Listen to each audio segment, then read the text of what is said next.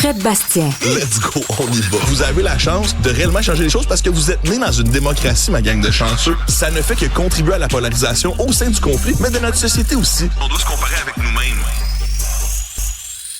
Ah, Fred Bastien, tu vois? Et que ça brasse. Ça brasse. Ça brasse tellement. Toi, on en parlait avant la pause, moi, je me suis tapé tout le long du discours de Donald Trump. Le 2 heures? Écoute, je crois que je crois que j'ai dû décrocher juste avant. Oui, parce que mais juste à la fin, finalement. Ouais. C'est vrai, j'ai vu sa poignée de main à tout le monde après. Regarde, tu vois, je m'en souvenais même plus tellement à la fin, j'étais dans un état quasiment d'endormissement. Oui. Parce qu'il y a des limites à écouter des inepties. Puis il y avait l'autre côté, du côté démocrate, t'avais les démocrates. Les petites pancartes. Qui levaient leur petite pancarte avec marqué dessus false, en voulant dire ce qu'il dit, c'est faux. Fait qu'il levait souvent le bras parce qu'il a souvent dit des faussetés, le président américain. Toi, t'as suivi ça sur les réseaux sociaux, bien sûr. Je te reconnais bien là. Ben oui, voilà. Alors, impossible de s'échapper à ce discours-là, même si je ne l'ai pas vu hier en direct. Là, dès que j'ai ouvert Internet ce matin, que ce soit Reddit ou Twitter, tout le monde ne parlait que de ça. Bon, bien sûr, là, avec ces réseaux sociaux-là, il y a des algorithmes qui savent où tu es. Là. Donc, sur Reddit, là, depuis les dernières semaines, les Canadiens, les Québécois se retrouvent sur place pour dialoguer avec les Américains puis aussi se parler entre nous de ce qui se passe, là, vraiment. Là, donc, pour le discours en tant que tel, ben, j'ai eu un énorme fil suivi de certains diraient niaiseries que Trump a dit, alors d'autres qui sont d'accord avec lui, ils diraient les bons coups qu'il a fait pour l'Amérique, entre guillemets. Fait que t'étais sur Reddit, puis t'étais sur Twitter. Sur Twitter. Bon, puis ben, Twitter qu'on appelle maintenant X, bien t'étais sûr, là, X, que M. Musk me pardonne de l'appeler comme son ancien nom. Instagram, non? C'est moins... Ben, de ma perspective, puis là, il y a des bulles algorithmiques aussi, mais Instagram est moins politique. Même si Zuckerberg a promis à l'antenne de Joe Rogan il y a plusieurs semaines qu'il allait ramener tranquillement le contenu politique sur Facebook et Instagram. C'est vrai que ça l'est moins. C'est pas arrivé encore. On est encore plus dans le côté amical, humain, tu sais, social. Il y a la beauté sur Instagram. X, c'est pas niché. X et Reddit, c'est niché quand même, non? Ben, ça reste extrêmement populaire. Le Reddit, pendant des décennies, se proclamait la une de l'Internet, là, the front page of the Internet. C'est des millions d'internautes, même ici au Québec. Puis, je dirais même qu'il y a eu une augmentation de l'utilisation de Reddit au Québec suite à la loi des libéraux qui ont empêché Facebook d'utiliser les médias parce que sur Reddit, on peut partager les liens des médias. Donc, par exemple, même du côté social, là, il y a un subreddit qui s'appelle Causerie au Québec où il y a beaucoup de potinage puis beaucoup de Québécois. Puis aussi, c'est vraiment intéressant de voir parce que c'est des gens qui suivent l'actualité, qui ont des opinions, puis bon, rapidement aussi, avant de retomber dans Twitter, Reddit, l'intérêt, c'est que on peut utiliser une flèche vers le haut quand on est d'accord, une flèche vers le bas quand on est en désaccord, autant les publications que les commentaires. Donc, ça fait quand même ressortir puis descendre les choses moins intéressantes puis ressortir les choses plus populaires. Tu sais. Est-ce que c'est les jeunes Québécois, là? Ouais. C'est sur ces sites-là qu'ils vont pour s'informer, tu dirais? Ben, je veux dire, c'est important, ça. T'as entendu dans mon soupir le fait que moi-même, là, c'est beaucoup là que ça se passe. Là, c'est ça. Je veux dire, effectivement, pendant des années, là où quand on avait facilement accès via Facebook et Instagram aux plateformes de nouvelles, ben c'était moins épeurant de savoir qu'on avait quand même au moins accès à une diversité d'informations puis qu'on était moins dans des bulles algorithmiques. T'sais, moi, je vais toujours encourager les gens à avoir différentes sources, mais c'est pas juste la source qui écrit le matériel, c'est aussi la source qui te l'amène maintenant, parce que c'est hors de tout doute, puis on le voit dans les réactions à ce qui se passe aux États-Unis. Sur Twitter, on est plus à droite en général. Ce qui pogne le plus, c'est d'être d'accord avec Trump et les républicains. Puis sur Reddit, c'est 100% l'inverse. Là. On serre les coudes, les démocrates ont raison, puis on lève les pancartes, puis on encense celui qui s'est fait mettre dehors, Al Green, je crois. Oui. Donc on le sent. Puis tu sais, je vous ai sorti des visuels aussi. Il y avait sur Reddit un drapeau canadien au Texas. C'est un Texan qui, dans le subreddit des Canadiens, est venu dire « Hey, j'ai reçu mon drapeau fabriqué en Ontario, le voici. » Les gens disent « Mon Dieu, mais t'es courageux. » au Texas, j'ai l'impression que c'est l'équivalent de brandir un drapeau américain dans les rues de Montréal aujourd'hui. Là, tu sais, lui, il brandit son drapeau canadien au Texas. Bon.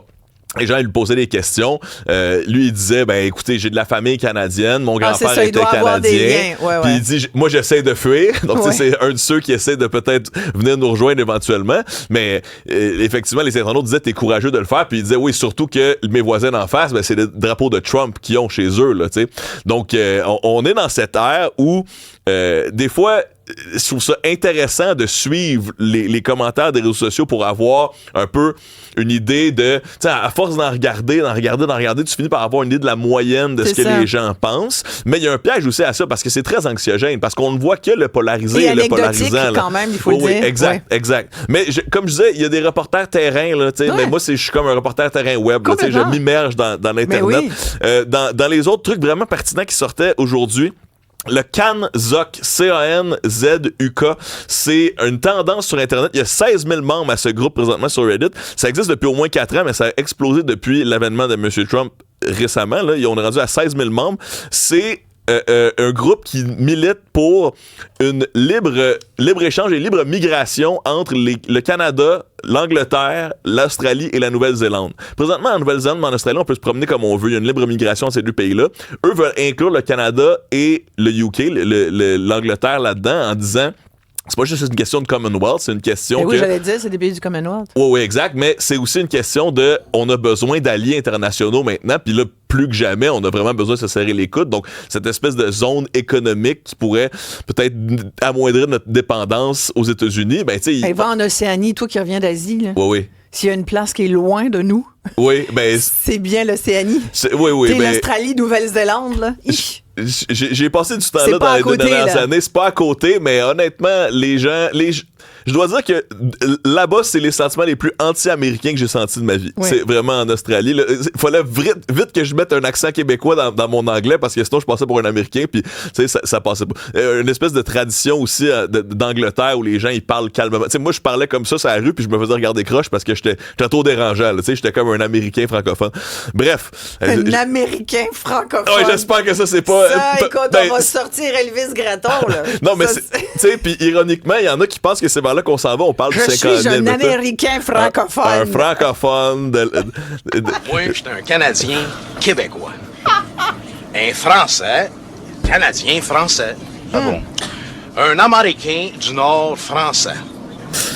Hey. Un francophone, québécois canadien. Ah, c'est certain. Un Québécois d'expression canadienne, française. Oh mon Dieu, repose en paix. Quelle œuvre incroyable. C'est magnifique, mais ça. Oui, c'est magnifique. Moi, ça a été mon hommage lorsqu'on a perdu Julien Poulin. Ça a été de citer exactement ça parce qu'on est là-dedans. Puis là, quand on dit un Américain français du Nord, là, c'est de plus en plus stressant. Voilà, là. Ouais. Puis ça peut arriver. Un autre utilisateur Reddit qui disait... C'est pas compliqué, là. La Russie veut annexer l'Ukraine, la Chine veut annexer Taïwan et l'Amérique veut annexer le Canada. Ouais. Tu sais, si on se fie... Moi, je vois les États-Unis comme un empire présentement. Là. On s'éloigne de la démocratie, même si les gens ont voté pour ça. On est tellement en mode impérialiste. Est-ce que c'est l'empereur Trump? Tu sais, moi, je crains... Hier, il l'a quand même dit. Là. Il a dit toute personne qui va résister, toute personne, là, tout fonctionnaire américain, toute personne qui va refuser, qui va aller dans le contresens de ce que je veux faire, ça va être dehors. Prends tes affaires puis va-t'en. Il tolérera pas la dissidence. Exact. Donc, tu sais, sur Internet, tout le monde mentionne que Trump est dans la poche de Poutine puis que, tu sais, il y a une espèce d'alliance entre ces deux-là, ce qui est pas impossible. Mais aussi, moi, ce que je vois, c'est que Trump encense les autocrates. Trump encense ceux qui jouent avec les bras durs. Puis justement, le fait qu'il semble beaucoup moins enclin à arrêter l'expansion russe en Ukraine, il ramène une compagnie de puces de Taïwan aux États-Unis en disant que c'est bon pour leur économie, mais aussi ça rend Taïwan extrêmement vulnérable parce que les Américains ont moins de raisons de le défendre maintenant. Ben, on se dit, est-ce qu'il n'est pas en train d'essayer de justifier son expansion à lui? Puis bon, on a parlé du Canada, mais aussi du Groenland, encore une fois, hier, qui disait coûte que coûte, j'irai le chercher. Il l'a redit hier dans son discours, quand même, c'est pas rien, le discours au Congrès, c'est son plan pour les prochaines années. Il a quand même dit qu'il allait reprendre le contrôle du canal de Panama, là. Oh, exact. C'est un immense dossier, ça. Oh, oui, énorme. Puis bon, tu sais, j'avais beaucoup apprécié un article de Xavier Savard-Fournier dans l'actualité qui disait que présentement, il y a beaucoup d'influence chinoise sur le canal du Panama. Tu sais, bon, on parle le Groenland, le Canada, au-delà de nos ressources puis notre économie, ben, tu sais, c'est plus l'Arctique fond, plus il y a des ressources qui se retrouvent là. Il y a des nouvelles routes commerciales aussi dans le nord. Il y a la Russie qui tire un peu. J'y pensais dernièrement parce que j'ai eu beaucoup d'auditeurs qui m'ont écrit puis qui me disent on aurait besoin peut-être de se faire rafraîchir d'un point de vue historique. J'ai des jeunes aussi autour qui me disent « j'aurais besoin de cours d'histoire, me semble. » Et c'est de l'histoire même géopolitique. La géopolitique, on se rend compte, on a longtemps au Québec été très centré sur nous-mêmes.